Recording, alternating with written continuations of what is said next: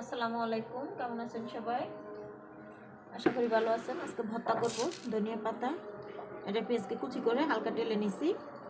এখানে চিংড়ি মাছ ভাজা, একটু টমেটো ফোড়া, রসুন টালা, মরিচ টালা সব দিয়ে এখন পিষে তারপরে এটা ভর্তা করব।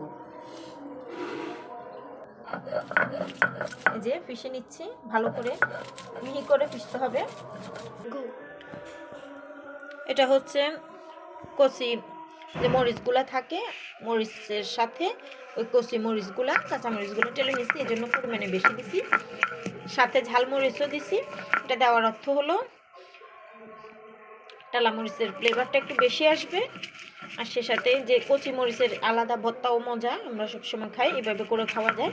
তো আমি দুই ধরনের মরিচ মিক্স করে দিছি যাতে ভর্তাটা একটু মজা হয় বেশি, সেজন্য। কারণ বেশি ঝালও হবে না, আবার বেশি কম ঝালও হবে না, সেক্ষেত্রে দুটা একটু ব্যালেন্স করে দিলে ভর্তাটা খুব ভালো হয়।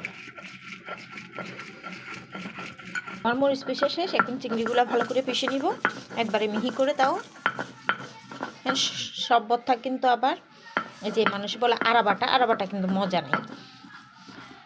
কিছু কিছু ভর্তা আছে মিহি মজা। তো এটা একটু চিংড়িগুলো একটু মিহি করে দিলে আর পেঁয়াজটা একটু আস্তে আস্তে করে বাটলে ওটাই খেতে ভালো লাগে। আমার থেকে এরকম ভালো লাগে আর কি। তো সবাই তো আসলে রান্নাটা হচ্ছে রুচির ব্যাপার, যার যার রুচি অনুযায়ী করাই বেটার। আমার থেকে এই ধরনের ভালো লাগে, হয়তো আপনার থেকে নাও লাগতে পারে। তো সেক্ষেত্রে নিজের রুচিকে প্রাধান্য দেওয়া আমি মনে করি বুদ্ধিমানের কাজ। আমার কাছে যে ধরনের ভালো লাগে আমি সেই ধরনের রেসিপি অ্যাপ্লাই করি, বা আমার পরিবারের সবাই যে ধরনের পছন্দ করে খেতে আমি সবসময় ওটাকে প্রাধান্য দিই।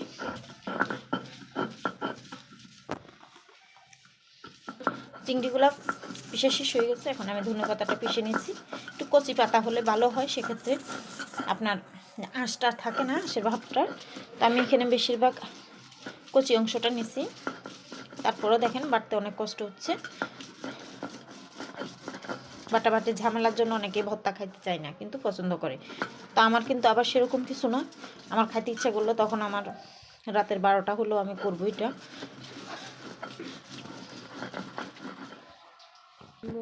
এটা হচ্ছে টালা রসুন আর এটা হচ্ছে কাঁচা রসুন। তখন এটা পিষে নেব, আমি মিহি করে পিষবো, না হয় একটু গন্ধ আসবে।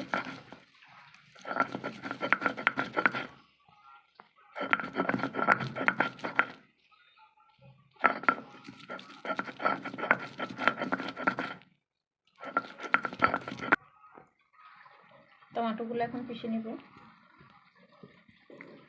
অনেকে ব্লেন্ড করে খাই, কিন্তু আমার কাছে এইসব ব্লেন্ডের ভর্তা টর্তা আমার ভালো লাগে না। আমি ভাই মানুষ, এত বেশি আধুনিকতা আমার পছন্দ না। আধুনিকতারও একটা লিমিট থাকা দরকার আমি মনে করি। সব আধুনিকতা সব সময় হয় না। যেরকম ভর্তার ব্যাপারে আমি ব্লেন্ড করাটা একদম পছন্দ করি না, আমার কাছে মনে হয় যেন একটু মজা নেই। তার থেকে ভালো যে ওই যে দিয়ে হাম্বাদিস্তা দিয়ে করে খাওয়া, ওইটাই আমার কাছে বেটার মনে হয়। তো আমি প্রায় ওইটাই করি। ওটাও পাই, স্বাদটা অনেকটা শিলপাটার মতোই আসে। তো আমি সেই জন্য ওটাই অবলম্বন করি পদ্ধতি, যদি শরীরটা বেশি খারাপ থাকে অনেক সময় বাড়তে পারি না। একটু লবণ দিয়ে তারপর এটা পিষে নিব, না হয় পিষতে কষ্ট হয়, সেই জন্য একটু লবণ মেখে পিষলে তাড়াতাড়ি পিষা হয়। এটা একটা টিপস। ওটা অত বেশি পিষা লাগবে না, আলতো আলতো করে পিষলেই হবে। আমি তো শুরুতেই বলছি, পেঁয়াজটা একটু খেতো করে দিলেই হয়ে যায়। পেঁয়াজ নিয়ে এত বাটাবাটি প্যারা নেওয়ার দরকার নেই। আর এইভাবে টেলে পেঁয়াজটা দিলে দুটোই সুবিধা আছে। একটা হচ্ছে আপনার চোখে ঝাঁজ লাগবে না, দ্বিতীয়টা হচ্ছে ভর্তাটা দুদিন থাকে, সংরক্ষণ করা যায় আর কি। ধরেন আপনার মেহমান আসলো, আপনি একদিন আগে সব কমপ্লিট করে রাখলেন, শুধু পেঁয়াজটা করা বাকি রাখলেন। সেক্ষেত্রে আপনি এভাবে টেলে পেঁয়াজটা রেখে দিলেন, মেহমান আসার আগে একটু করে গরম করে পেঁয়াজটা পিষে আপনি ভর্তার সাথে অ্যাড করতে পারেন। এসব সুবিধাগুলো নিজেরাই তৈরি করে নিতে হয়, এটা কেউ শিখিয়ে দিতে পারবে না। রান্নাটা সবসময় করতে হবে নিজের বুদ্ধি খাটিয়ে, কীভাবে কী করা যায়, কীভাবে ভালো রাখা যায়, কীভাবে তাড়াতাড়ি কাজটা কমপ্লিট করা যায়, এগুলো হচ্ছে নিজের ব্রেন থেকে করতে হবে। এগুলো কেউ কারোই শিখাইলে হয় না। আমি আপনাকে যতই শিখাই, যতই বলি, যতক্ষণ না আপনি নিজের বিবেক থেকে করবেন না কাজগুলো, ততক্ষণ না আপনার কাজ এলোমেলো থাকবে। মেয়েরা হতে হয় সবসময় গোছানো। এখন সবগুলো মিক্স করে নিব ভালো করে।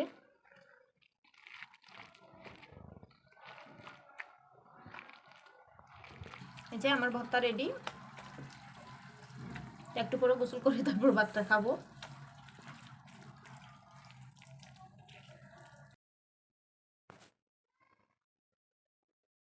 এই যে পুরো ভর্তাটা রেডি, এখন ভাত খাবো। এই যে ভাত নিলাম।